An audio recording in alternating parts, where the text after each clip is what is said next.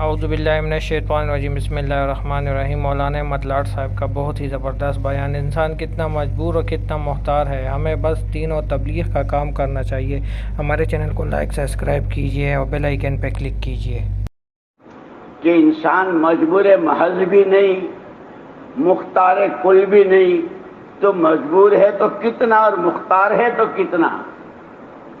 تو یہ آپ کے یہاں تو رات دن ایز اے ایگزامپل ہوتا ہے نا، ہمارے یہاں مدرسوں میں بھی بھائی مثال کے طور پر حضرت علی رضی اللہ تعالیٰ نے اس سے فرمایا، کھڑا آدمی تھا وہ، کہ ایک پیر اٹھاؤ، اس نے پیر اٹھایا، دوسرا اٹھاؤ۔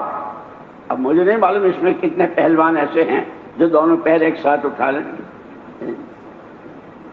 اس نے یوں کہا کہ ایک اٹھا ہوا ہے تو دوسرا نہیں اٹھا سکتا، تو فرمایا کہ یہ تو ہے، اتنا تو ہے مختار اور دوسرا اٹھانا میں ہے مجبور۔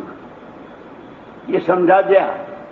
بہت سی چیزیں مثالوں سے بھی ہے، تمہارے یہاں تو ساری پڑھائی ایز اے ایگزامپل ہوتے رہتے نا، اس لیے اللہ پاک نے بھی نمونے کے طور پر محمد الرسول اللہ صلی اللہ علیہ وسلم کو زندگی بنانی ہے، دنیا اور آخرت دونوں میں خوش و خرم، کہ دنیا بھی جنت نشان بن جائے۔ جیسے وہ مولوی صاحب ابھی اثر کے بعد بیان کر رہے تھے نا، جنت کی حور اور جنت میں 70,000 دروازے اور 70,000 اور کیا وہ دنیا جنت نشان بن جائے، وہاں نہ کوئی لڑائی، نہ کوئی جھگڑا، نہ کسی سے کوئی چھینا جھپٹی، کچھ نہیں، امن ہی امن، چین ہی چین۔ یہ دنیا میں بھی بن جائے، آدمی کا اپنا گھر، آدمی کی اپنی فیملی، آدمی کا اپنا محلہ، جہاں رہے، اس سب کے لیے چونکہ اللہ پاک ارحم الراحمین ہے۔ اور حضور اکرم صلی اللہ علیہ وسلم نے فرمایا، الخلق عیال اللہ، مخلوق پوری کی پوری اللہ کا کنبہ ہے۔ ہر آدمی کو اپنے کنبے کے لوگوں سے محبت ہوتی ہے نا، بھائی کنبے میں بھائی ہے، بھتیجے ہیں، بھانجے ہیں، نواسے ہیں، دادے ہیں، اور نانا ہے، اماں ہے، خالہ، کنبہ بہت بڑا، ہر ایک کو اپنے کنبے سے محبت ہوتی۔ پوری مخلوق سے اللہ پاک کو محبت ہے، میرے بنائے ہوئے ہیں۔ اسی لیے حضور اکرم صلی اللہ علیہ وسلم کی جو شان بیان کی گئی کہ تم نے تو اپنے نبی کو بیان، لقد جاءکم رسول من انفسکم عزیز علیہ ما عنتم حریص علیکم بالمؤمنین رؤوف الرحیم۔ تمہارے درمیان، تمہارے میں سے ایک پیغمبر برحق محمد صلی اللہ علیہ وسلم تشریف لائے۔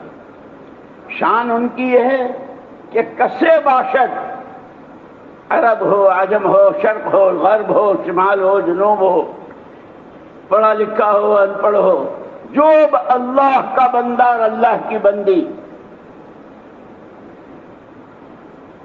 اس کی ادنا تکلیف تمہارے نبی کو بے چین و بے قرار کر دیتی ہے۔ یہ کہاں ضائع ہو رہا ہے، یہ کہاں برباد ہو رہا ہے، اس کو وقت کہاں لگانا تھا، اس کو پیسہ کہاں خرچ کرنا تھا، اس کو کیا سوچنا تھا۔ تمہاری تکلیف تمہارے نبی کو بے چین و بے قرار۔ اسی لیے ایک مرتبہ ایک آدمی کی چوری ثابت ہو گئی، اور چور کے لیے حکم ہے، حکمران کا کہ اس کے ہاتھ کاٹے جائیں گے۔ ہاتھ کاٹے جا رہے تھے، حضور اکرم صلی اللہ علیہ وسلم مسجد میں تھے، زاروں قطار رو رہے تھے۔ صحابہ کرام رضوان اللہ اجمعین حاضر ہوئے، اللہ کے رسول آپ منع فرماتے تو ہم نہ کاٹتے۔ فرمایا اللہ کا حکم تو نافذ کرنے اور جاری کرنے ہی کے لیے ہے، اور یہاں تک فرمایا کہ اگر یہ حرکت فاطمہ بنت محمد کرے تو اس کے بھی ہاتھ کاٹے جائیں گے۔ اسی لیے کہ میری برادری ہے، میرا خاندان اور میں میرا، یہ کچھ نہیں۔